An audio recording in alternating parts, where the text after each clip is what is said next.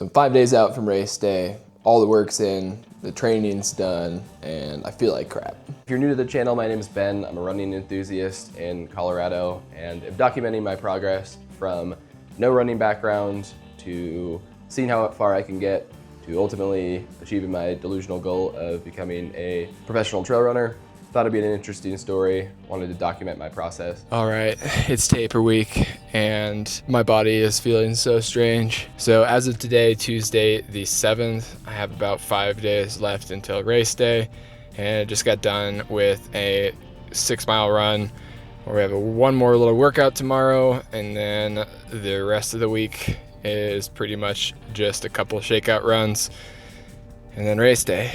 So fly out to Chicago on Thursday, so 2 days from now, where I'll be staying with my cousins and visiting my sister who lives over there. So excited, but a little bit nervous. The taper is supposed to be the reward. The last couple weeks are meant for your body to absorb the fitness, but in practice, it really feels like your body and your brain doesn't necessarily get the memo. And if you've ever done a taper before, you start to kind of go a little bit crazy in the head because you're used to a certain amount of miles and you start getting a little antsy of, did I do enough? Did I do too much? Should I just cross train? Am I hurt? Is this a phantom pain? So last couple weeks, I've had phantom pain everywhere. Maybe I'm gaslighting myself and it's actual pain, but have had some IT band kind of slight knee issues and feels better now, kind of 5 days out. But if you're during a taper and you're watching this, no, you're not crazy. Things do kind of just pop up and it's not necessarily that you're hurt, although be careful with it, because theoretically it still could be. As you can probably tell, I have a lot of energy right now because I'm not training, and so it's been a little hard to navigate what to do in my free time. But something that I've been really trying to do recently that I think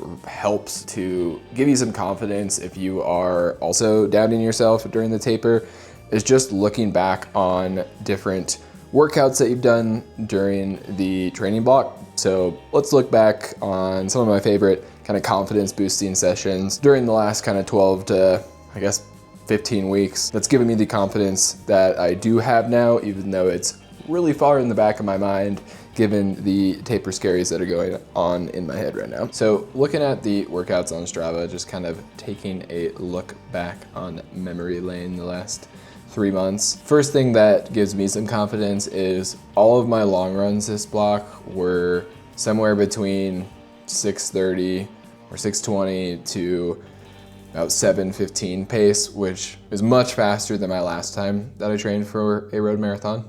But some of the specific sessions that really give me some confidence are first being the half marathon that I ran that I filmed a video on. If you're watching this as a series, you'll remember this race. So ended up running 1:16 or about 5:52 pace. I was super sick though. I don't know if I would have run faster if I was healthy. Logic says yes, but who knows? And this one was just kind of a eye-opener for me on what I was potentially capable of. This was early on in the block though, so still have a lot of time to develop, but gave me the first kind of stepping stone piece of confidence to take with me. A couple weeks later, ended up running this session with my now coach and friend Josh, and it's called the Michigan. So if you aren't familiar, essentially what you do is you run a mile on at around threshold pace, mile float, 1200 on at threshold, 1 mile float, 800, 1 mile float, and then 400. So for all the reps, because they get shorter, you increase the intensity and go faster. So this was the first session where the floats were all at like 6:10 pace and was able to kind of nail the paces we were hoping for, and just gave me a lot of confidence that I was progressing. And then a couple weeks after that, we have the 5K that I filmed the video on where I ran 16:22 or about 5:15 pace, 5:16 pace, and a 5K is obviously super different than a marathon, but just setting another PR for the shorter distances, obviously then in my mind just gave me some confidence that sub 240 is possible. But then the more applicable long run sessions were some of the ones that really gave me confidence. So did a 20-mile long run at 6:30 pace here at altitude with 3x3 miles at marathon pace with 1 mile floats between them. So it was 3 miles at around 5:45, 5:50 pace, 1 mile float, another 3 miles of 5:45 pace, and then another 3 after that. So had my coach to run with for the first 2 reps, and then the third one I ran alone. But this was probably the first session where, although my legs didn't feel super good, was still able to hit it, and really is definitely one that I'll be pulling out middle of the race when I'm thinking about tough times and all the work I've put in. And the first session that really woke me up to what might be possible is this session in February.